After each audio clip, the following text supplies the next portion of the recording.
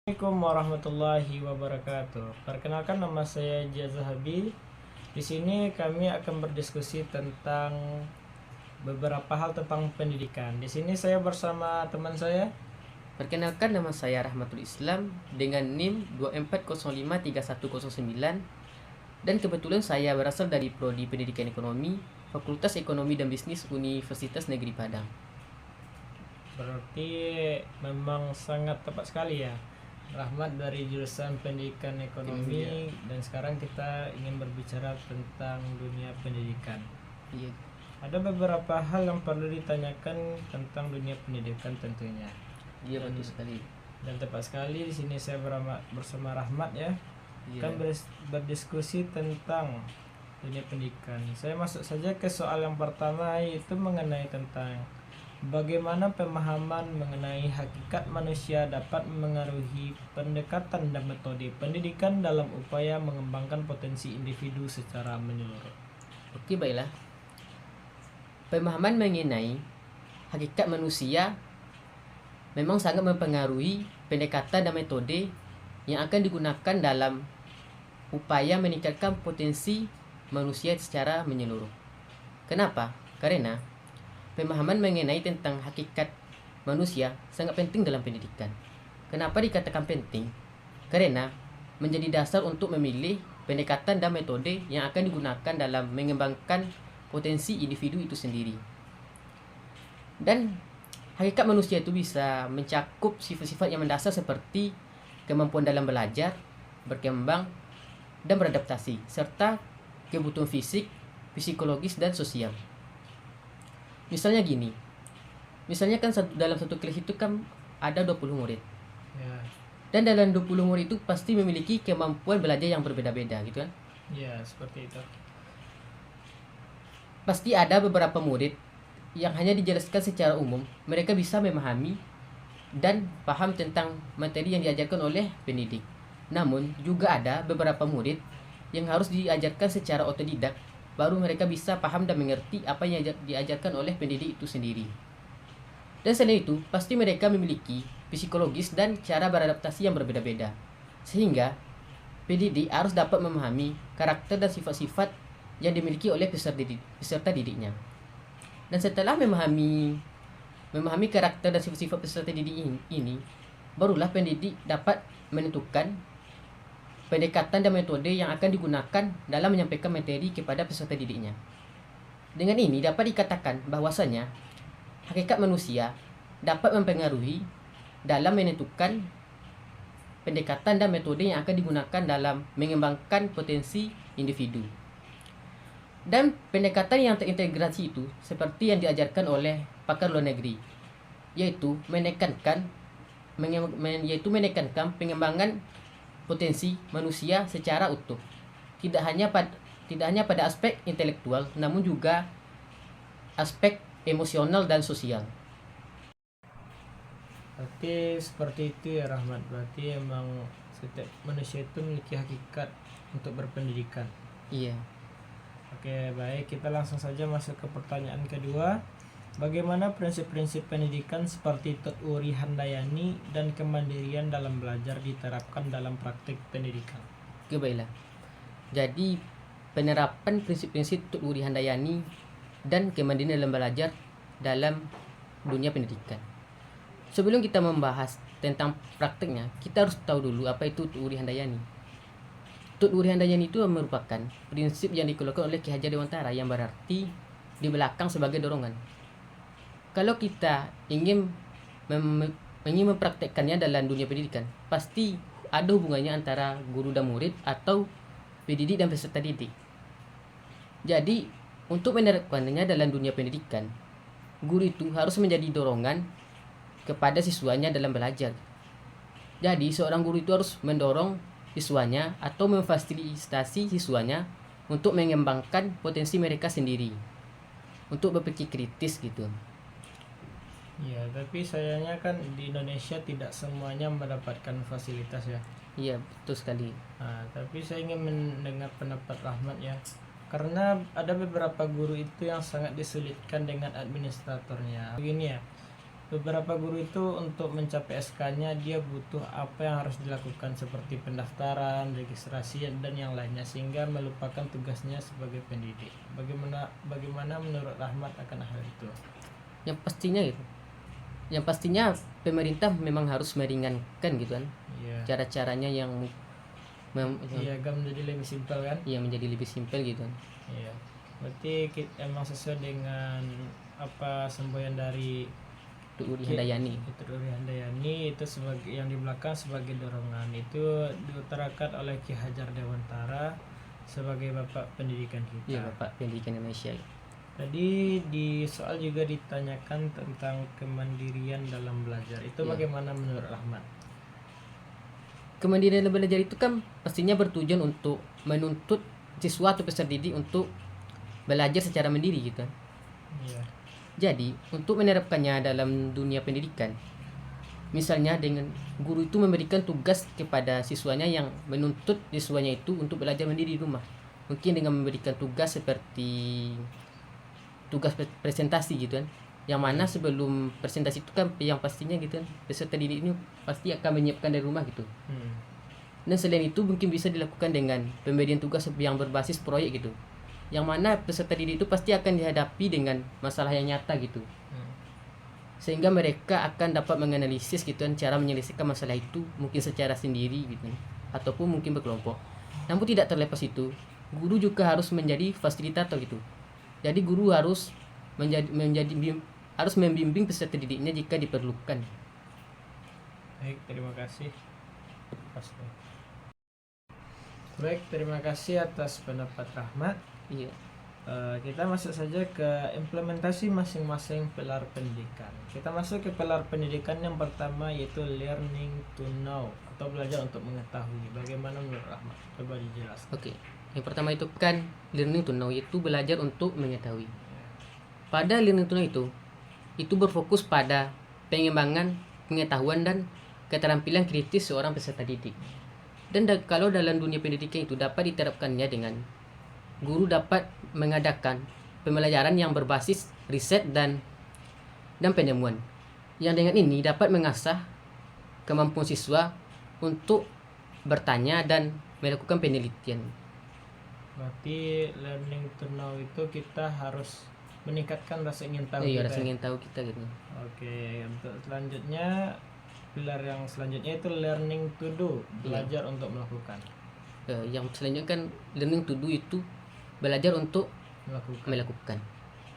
Sebenarnya learning to do itu adalah implementasi dari learning yang pertama tadi. Iya. Yang pertama tadi kan itu berkaitan tentang pengetahuan gitu kan. Tapi kalau yang learning to do ini itu lebih ke praktek itu. Yang membahas tentang praktek mungkin kalau di dunia pendidikan itu dapat diterapkan dengan diadakannya pembelajaran yang berbasis proyek gitu. Berbasis proyek dan diskusi. Berarti jika kita dihubungkan ya untuk melakukan sesuatu kita harus mengetahuinya terlebih dahulu. Iya, mengetahui yang setelah itu baru melanjutkan dengan pilar kedua itu untuk melakukan gitu. Oke, itu pilar selanjutnya itu learning to be, belajar untuk menjadi. Baiklah, yang selanjutnya itu kan adalah learning to be, belajar untuk menjadi. Iya. Pilar ketiga ini berkaitan tentang tentang pengembangan karakter gitu. Iya. Jadi, menurut saya penerapannya dalam dunia pendidikan itu mungkin diadakannya tentang pendidikan karakter dan yang itulah yang mengasah potensi siswa itu untuk lebih bertanggung jawab gitu. Iya. Oke. Kita lanjut saja untuk pilar selanjutnya itu learning to live together atau belajar untuk hidup bersama-sama karena kita sebagai manusia tentunya hidup sebagai makhluk sosial. Ya, makhluk sosial gitu kan. Ya, bagaimana menurut Ahmad itu? Yang learning to live together. Baiklah, yang selanjutnya kan learning to live together, belajar untuk hidup bersama. Iya. Dalam pilar ini itu lebih menekankan kepada sikap sosial gitu. Dan kalau menurut saya penerapannya dalam dunia pendidikan, kalau di sekolah mungkin diadakannya tugas yang berbasis diskusi gitu. Berdiskusi atau kelompok gitu. Yang dengan itu akan membuat interaksi antara peserta didik dengan peserta didik lainnya gitu. Namun kalau di dunia sosial atau di masyarakat mungkin dilakukan dengan adanya sekali sepekan mungkin kegiatan gotong royong gitu, yang mungkin dengan ini akan membuat keterlibatan atau interaksi yang sangat kuat antara peserta didik dengan masyarakat di sekitar gitu. Ya, berarti dengan itu nantinya jiwa sosial masyarakat Jiwa- bisa memupuk ya. Iya. Oke, untuk yang terakhir itu learning to believe in God, itu percaya kepada Iya. Tuhan. Baik, yang selanjutnya itu learning to believe in God, Ya. belajar untuk beriman kepada Tuhan. Ya. Dalam pilar ini itu lebih menekankan kepada ketuhanan gitu kan, tentang Iya. agamis itu. Ya, nilai agama. Mungkin untuk menerapkannya dalam dunia pendidikan gitu kan, mungkin diadakannya tentang pendidikan agama gitu, Ya. atau dengan mengadakannya kegiatan-kegiatan keagamaan. Mungkin kalau setiap pagi mungkin diadakannya kegiatan berdoa dulu mungkin sebelum Iya. belajar, namun itu juga disesuaikan dengan agama yang dianutnya masing-masing gitu. Berarti itu mungkin pilar pendidikan. Oke, terima kasih atas penjelasan Iya. Muhammad. Oke, terima kasih. Selanjutnya kita akan masuk ke pertanyaan keempat, yaitu bagaimana fungsi dan tujuan dasar sistem pendidikan nasional diterapkan dalam jalur dan jenjang pendidikan. Baiklah, sebelum itu kita harus tahu dulu apa itu fungsi dan tujuan pendidikan nasional. Fungsi dan tujuan dari pendidikan nasional itu sendiri adalah untuk mencerdaskan kehidupan bangsa dan mengembangkan potensi peserta didik. Dan selanjutnya bagaimana untuk cara menerapkan fungsi dan tujuan pendidikan dalam jalur pendidikan dan jenjang pendidikan. Yang pertama itu adalah jalur pendidikan. Jalur pendidikan itu ada 3. Yang pertama itu adalah jalur pendidikan formal. Jalur pendidikan formal itu adalah jalur pendidikan yang kurikulumnya itu terstruktur seperti SD sampai perguruan tinggi. Dan cara kita untuk menerapkan tujuan dan fungsi pendidikan nasional dapat dilakukan dengan cara menekankan pengetahuan dan sosial. Yang kedua itu adalah pendidikan non formal. Pendidikan non formal adalah pendidikan yang kurikulumnya tidak terstruktur seperti kursus dan pelatihan. Dan cara kita untuk menerapkan fungsi dan pendidikan nasional dapat dilakukan dengan cara memberikan keterampilan yang praktis yang tidak didapatkan dalam pendidikan formal. Dan yang ketiga adalah pendidikan informal, yaitu adalah pendidikan yang dilakukan di lingkungan sosial atau di lingkungan keluarga. Dan cara untuk menerapkan fungsi dan pendidikan nasional dapat dilakukan dengan cara keikutsertaan keluarga dan masyarakat dalam pembentukan karakter seorang peserta didik. Dan selanjutnya itu adalah penerapan dalam jenjang pendidikan. Yang pertama yaitu pendidikan dasar, yaitu SD dan SMP. Cara kita dalam menerapkan fungsi dan tujuan pendidikan nasional dalam jenjang pendidikan dasar yaitu dengan cara penfokusan kita terhadap pembentukan dasar-dasar pengetahuan dan kemampuan dasar seperti numerasi, literasi dan kemampuan lainnya. Dan selanjutnya yaitu pendidikan menengah seperti SMP, seperti SMA dan SMK. Dan cara penerapan fungsi dan tujuan pendidikan nasional dapat dilakukan dengan cara menyiapkan siswa dengan keterampilan yang lebih spesifik, baik itu untuk masuk ke dunia pekerjaan maupun untuk masuk ke perguruan tinggi. Dan yang ketiga adalah pendidikan tinggi seperti universitas dan politeknik ataupun itu akademi. Dan cara untuk menerapkan fungsi dan tujuan pendidikan nasional dapat dilakukan dengan cara menekankan perkembangan pengetahuan dan teknologi kepada mereka, dan menekankan pengabdian kepada masyarakat, serta harus menekankan kita kepada mereka untuk keikutsertaan mereka dalam kemajuan nasional. Mungkin baik, jadi kita tadi berbicara tentang jalur pendidikan ya. Iya. Jalur pendidikan tadi kan terdapat 3, yaitu formal, Ada non formal, ada non formal, dan juga informal. ya. Dan untuk jenjang pendidikan tadi kita ketahui dimulainya dari Tingkat SD dan yang dari tingkat dasar. SD, ya dari tingkat dasar. Jadi bukan TK ya. Oke, kita lanjut ke pertanyaan terakhir, yaitu bagaimana setiap komponen dalam sistem pendidikan seperti tujuan pendidik, peserta didik, dan metode saling mendukung untuk mencapai hasil pendidikan yang berkualitas. Baiklah. Sebenarnya, komponen dan sistem pendidikan seperti tujuan, pendidik, peserta didik, dan metode adalah semua hal yang saling berkaitan dan tidak dapat dipisahkan satu dengan yang lainnya.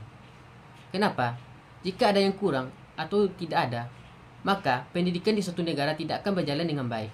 Dan bagaimana cara untuk mencapai pendidikan yang berkualitas? Yaitu dengan cara memastikan bahwasanya komponen dari setiap sistem pendidikan itu berjalan secara optimal. Baik itu secara pendidik, kita harus memastikan bahwa pendidik itu adalah pendidik yang berkompeten dalam bidangnya. Dan setelah itu, kita harus memastikan juga bahwa adanya tujuan yang jelas itu dari pendidikan itu tersendiri. Dan selanjutnya, kita harus memilih metode yang tepat, dan yaitu kita harus memilih metode yang tepat yang akan diajarkan kepada pendidik. Jadi untuk mencapai pendidikan berkualitas itu, jadi semua komponen dari sistem pendidikan harus berjalan secara optimal. Baik. Jadi kan pendidikan itu merupakan sesuatu yang penting. Iya, Jadi penting sekali. dapat kita simpulkan bahwa dengan berpendidikan, dengan belajar terus menerus, tentunya kita dapat mewujudkan generasi emas Gengsi emas itu. tahun 2045. Jadi untuk mewujudkan generasi emas itu, kita perlu untuk meningkatkan kesadaran masyarakat Indonesia Iya. tentang pentingnya pendidikan. Bagaimana penjelasan tentang Bang Rahmat tadi, yaitu pendidikan. Jadi saya meminta untuk Bang Rahmat untuk menutup diskusi kali ini, yaitu untuk meningkatkan kesadaran masyarakat Indonesia. Oke, baiklah. Mari kita sadari bahwasanya pendidikan adalah kunci untuk masa depan yang lebih baik, tidak hanya untuk diri sendiri, tetapi juga untuk kemajuan bangsa dan negara. Dengan keikutsertaan kita dalam mendukung dan berperan aktif dalam sistem pendidikan, berarti kita telah ikut dalam berkontribusi untuk menciptakan generasi cerdas dan generasi emas di tahun 2045. Mari kita jadikan pendidikan sebagai prioritas untuk menciptakan kehidupan masyarakat yang sejahtera dan bermartabat. Baik, sekian, terima kasih. Wassalamualaikum warahmatullahi wabarakatuh.